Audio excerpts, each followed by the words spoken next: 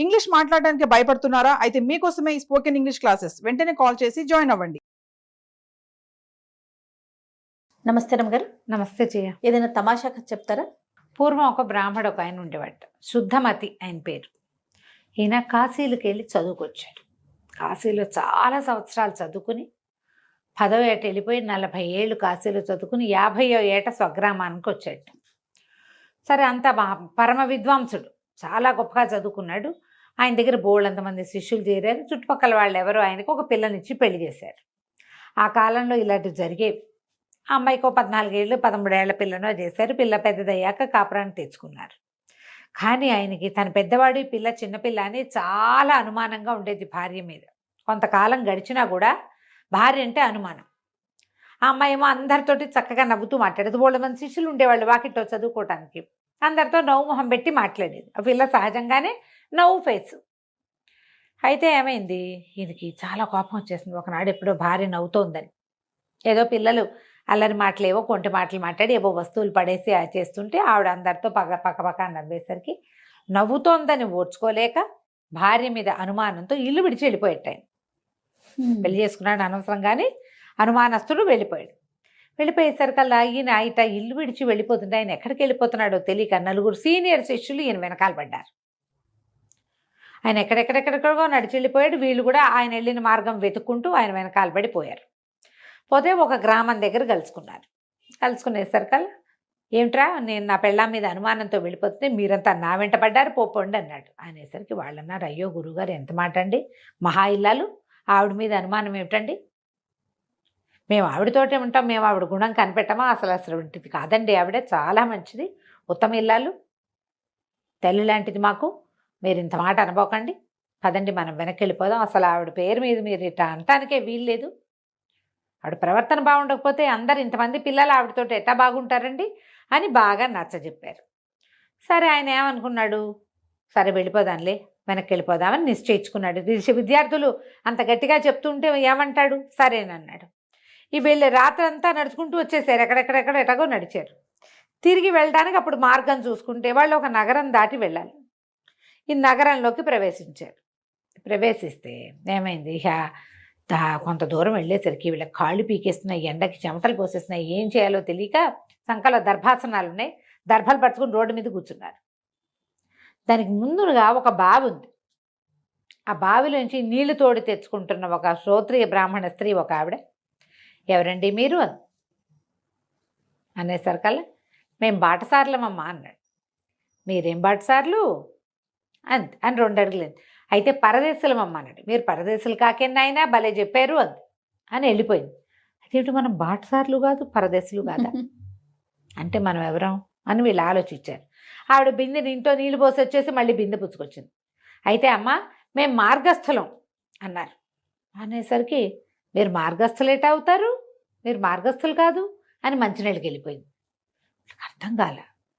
అంటే మనం బాటసార్లం కాదు, పరదేశులం కాదు, మార్గస్థులము కాదు, మనం ఎవరం, మనకు మూఢత్వం మనకేం తెలియదని ఆవిడ మంచినీళ్ళు బిందె పుచ్చుకొని మళ్ళీ వస్తుంటే మేము పరమ మూఢులమమ్మా అన్నారు. మీరు మూఢులు కాకేనాయన, మీరేం మూఢులు కాదు అని అనగానే వీళ్ళకి అనిపించింది, అయ్యో బాబోయ్ ఇంత చదువుకున్నావు, గురువుగారు మరీ పెద్ద గొప్ప చదువు ఉన్నది, మన గురువుగారికి తెలీదు, మనకి తెలీదు, ఈ అమ్మగారికి ఏదో చాలా బాగా తెలుసు, ఈవిడితోటి చదివేదనే చదివించుకోవాలి, మేము ఎవరివో చెప్పమమ్మా అన్నారు. అనేసరికి ఆవిడది, బాబు పొద్దెక్కిపోయింది, మా ఇంటికి వచ్చి వంట చేసుకుని తినండి, చెబుతాను మీరెవరో చెప్తాను అనగానే సరే వీళ్ళు ఏం చేశారు, అమ్మయ్య బతుకు జీవుడు అనుకున్న ఎండలో చెమటలు విసురుకుంటారు, ఎండగా ఉంది, పొద్దున పూట 10 గంటల వేళ ఎండ ఉండదు, మొహాలు మాడిపోతున్నాయి.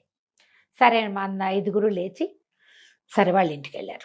ఆవిడ ఏం చేస్తుంది, ఇట్లా అతిథులు అవి వాళ్ళు వచ్చినప్పుడు వండుకోవడానికి వీళ్ళ వంటిని అనుకుని ఇంకో పెద్ద వంటిల్లు ఉంది బయట వాళ్ళు వండుకునేందుకు. ఈవిడ మడి ఆవిడది, వాళ్ళ మడి వాళ్ళది. పెరట్లో బావి చూపించింది, ఆయన అదిగో వంటిల్లు సామాన్లు అవి ఉన్నాయి, వంట చేసుకోండి అంది. ఈవిడ భర్త రాజుగారికి పురాణం చెప్పే పండితుడు, రోజు పురాణం చదువుతాడు. రాజుగారి పురాణాలు అవి వింటారు కదా పొద్దుటి పూట. పరమ అనుమానం వాడు, భార్య అంటే చిన్న అనుమానం కాదు ఆయనకి. వీళ్ళకి ఏం చెప్పింది, అయ్యా మా ఆయన అంత మంచివాడు కాదండి, మీరు చకచక బాగా పొద్దెక్కేసరికల్లా వంట అది కానిచ్చుకుని భోజనాలు చేసి వాకిట్లో కూర్చోండి అంటే సరేనన్నారు. కానీ వీళ్ళు అవి గీతాపారాయణం చేశారు, సంధ్యావందనాలు చేసుకున్నారు, ఏమిటో మాట్లాడుకున్నారు, ఏదో పని చేశారు, వండారు. ఎప్పటికీ వీళ్ళ వంట వల్ల ఈ లోపల ఆవిడ వంట అయిపోయింది. ఆయన రాని వచ్చాడు. ఆయన అప్పుడే గురువుగారు రామాయణం చెప్పి భారతము నడిచి ఇంటికి వచ్చి చూసేసరి కల్లా ఏముంది, వంటింటో ఎవరో మగవాళ్ళు తిరుగుతుంటే గబగబా యువతల వైపు నుంచి ఆ వంటింటి గడి పెట్టేసి తాళం పెట్టి పరిగెత్తుకుంటూ మళ్ళీ రాజుగారి దగ్గరికి వెళ్ళిపోయాడు. అయ్యా, నా భార్య మంచిది కాదు, దుష్టురాలు, ఆ పిల్లని శిక్షించండి అని నేను ఎన్నిసార్లు చెప్పాను మీకు, మీరు సాక్ష్యం లేదు అట్లా చేయకూడదన్నారు, సాక్ష్యం తెచ్చా, వంటింటో 5 బ్రాహ్మణులు దాచింది మా ఆవిడ, ఈయన అంకే చెప్పాడు. మరి చూడండి కావాలంటే. రాజుగారు కంగారు పడ్డారు, ఇదే మాట, పదండి చూద్దామన్నారు. రాజుగారు, పండితుడు, ఇద్దరు పురాణ ప్రవచనకర్త, ఇద్దరు కలిసి వచ్చారు. వచ్చేసరికల్ ఈవిడ దండం పెట్టింది, తలుపు తీశారు. తలుపు తీసి చూస్తే ఏముంది, విభూతి పిటికట్లు పెట్టుకుని బ్రహ్మాండంగా గోచీలు పెట్టుకుని వంట వండుకుంటున్న బ్రాహ్మణులు కనపడ్డారు. ఈయన బిక్కర్ నిర్కాంతిపోయాడు. ఎవరో ఏమిటో అనుకుంటే వీళ్ళు విభూతి కట్లు పెట్టుకున్నారు శుభ్రంగా, ఏమిటో మంత్రాలు చదువుకుంటూ అన్నం వండుకుంటుంటే వాళ్ళని ఏమనాలో తెలియలే. ఎవరండి మీరు అని అడిగాడు. అదే బాబు, తెలియక ఈవిడ వెనకాల వచ్చాము అన్నాడు శుద్ధమతి గారు. ఏమిటండి అన్నాడు. రాజుగారికి అర్థం కాలే. అవునండి, మేము ఎక్కడి నుంచో వచ్చాము, మా ఊరు వెళ్ళబోతున్నాము, అక్కడ కూర్చుంటే మేము మార్గస్థలం అంటే మీరు మార్గస్థులు కాదంటుంది, పరదేశులం అంటే పరదేశులు కాదంటుంది, బాటసారులు అంటే బాటసారులు కాదంటుంది, యాత్రికులు ఉన్నారు, బాటసారులు యాత్రికులు ఏది కాదంది, మూఢులం అంటే మూఢులం కూడా కాదంటోంది. అందుకని ఆవిడ పండితురాలు ఏదో మాట చెప్తుంది కదా, ఈ లోపల ఎండను పడి వచ్చామని అన్నం వండుకుని తినమంటే అన్నం వండుకుంటున్నామండి అన్నాడు. అనగానే రాజుకి ఈ పండితుడు చెప్పిన మాట ఇక్కడ వర్కౌట్ కావట్లా, ఇదేదో ఇంకో వేరే వ్యవహారం ఉంది. అక్కడి నుంచి బ్రాహ్మణ ఆవిడని పిలిచాడు, దండం పెట్టాడమ్మా, వీళ్ళని మార్గస్థులు కాదని ఎందుకన్నావమ్మా? మార్గస్థులైతే దారి మధ్యలో కూర్చుంటారా అండి ఎవరైనా? వీళ్ళు దారి మధ్యలో దర్భలు వేసుకుని కూర్చున్నారు. మార్గంలో నడిచిపోయే వాళ్ళు నడిచిపోతారు, దారిలో కూర్చున్న వాళ్ళని మార్గస్థులని ఎలా అంటాం? పాయింట్.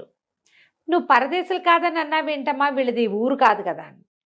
పరదేశి అయితే పరదేశికి మన భాష ఎట్లా వస్తుందండి? వాళ్ళు మన భాషే మాట్లాడుతున్నారు కాదు, మన భాషే మాట్లాడుతున్నప్పుడు వాళ్ళని పరాయి దేశం వాళ్ళని ఎట్లా అనుకుంటాం? వాళ్ళు పరదేశులు కాదు, మన దేశం వాళ్ళే, ఇక్కడే ఏదో ప్రాంతం, దగ్గర ప్రాంతం వాళ్ళే. పాయింట్ ఇది కూడా. మరి యాత్రికులు అన్నారు వాళ్ళు, అంతే కదా, అక్కడెక్కడి నుంచో వస్తున్నామని చెప్పారు. అంటే అట్లా ఎట్లా అవుతారండి వాళ్ళు? అనుకోండి పోనీ అట్లాగే, ఎక్కడ బస చేయాలో అక్కడ బస చేస్తారు, దారి మధ్యలో కూర్చుంటారా? యాత్రలు చేసే వాళ్ళకి ఎలాంటి ఐడియాలు ఉంటాయి? అంతేగా, ఎక్కడ సత్రాలు ఉన్నాయి ఏంటనేది చూసుకుని వెళ్తారు. ఇది కూడా పాయింట్. ఈ పాయింట్లన్నీ వర్కౌట్ అయ్యాక రాజుగారు రండి, మీరు మూఢులు కాదని అన్నావుట కదమ్మా, మూఢులు కాదంటావా అమ్మా వీళ్ళని? ఆవిడ మాట్లాడకుండా చెప్పలే సమాధానం. రాజుగారు ఈవిడేదో కంగారు పడుతోందని, అమ్మ నువ్వేం భయం లేదు, నువ్వేం చెప్పినా సరే. ఈవిడంది, వాళ్ళు మూఢులు ఎందుకు అవుతారండి? మిట్ట మధ్యాహ్నం అపరాహ్న వేళ 5 బ్రాహ్మణుడు వంటింట్లో ఉంటే ఆ 5 తన పెళ్ళామే దాచిందని చెప్పే పండితుడు, అంత మాట పండితుడు చెబితే దాని వెనకాల నమ్మి వచ్చే రాజు కంటే మూఢులు ఎవరైనా ఉంటారా లోకంలో? మిట్ట మధ్యాహ్నం వేళ ఎవరైనా వ్యవహారాలు చేస్తారా? అది కూడా 5 బ్రాహ్మణులతో. వాడో మూఢుడు, వాడిని నమ్మిన రాజు ఇంకో మూఢుడు. రాజుగారు నాలుగు కొరుక్కున్నాడు, పండితుడు కూడా సిగ్గేసింది. మరి ఏం జరుగుతోందని మనం అనాలి ఈ మాట? ఒట్టిగా ఇంట్లో మనుషులుంటేనే అనుమానమా?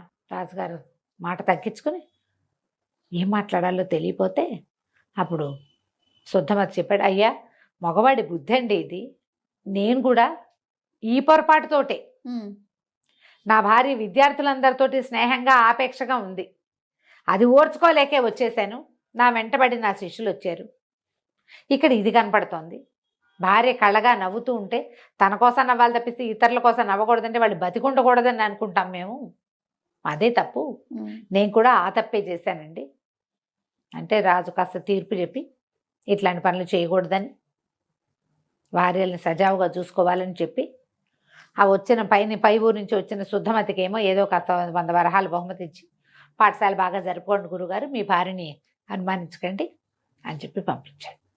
ఈ పురాణ పండితుడు కూడా ఇంత ఉత్తమరాలు, సమర్థురాలు, తెలివిగలది నాయన, ఈవిడతో జాగ్రత్తగా ఉండు, చివరికి రాజును మూఢుని చేసే ప్రయత్నం చేసావు నువ్వని ఆయన కూడా నచ్చ చెప్పి రాజుగారు వెళ్ళిపోయాడు.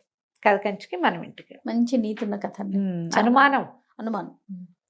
ఆ అనుమానంతో తన ఇంట్లో ఉండడు, తను లేనప్పుడు భార్య సంతోషంగా ఉండకూడదు, తను లేకపోతే అది మంచి చీర కట్టుకోకూడదు, పువ్వులు పెట్టుకోకూడదు, ఎవరితో నవ్వుతూ మాట్లాడకూడదు, ఇలాంటి భావాలు ఉంటాయి. ఇప్పటికీ ఉన్నారు కదా జయ, ఉన్నారు రమ్మగారు. అనుమానం పడేవాళ్ళు ఎంతమంది. ఆడవాళ్ళకే అనుమానం ఉంటుంది అనుకుంటాం, అవును.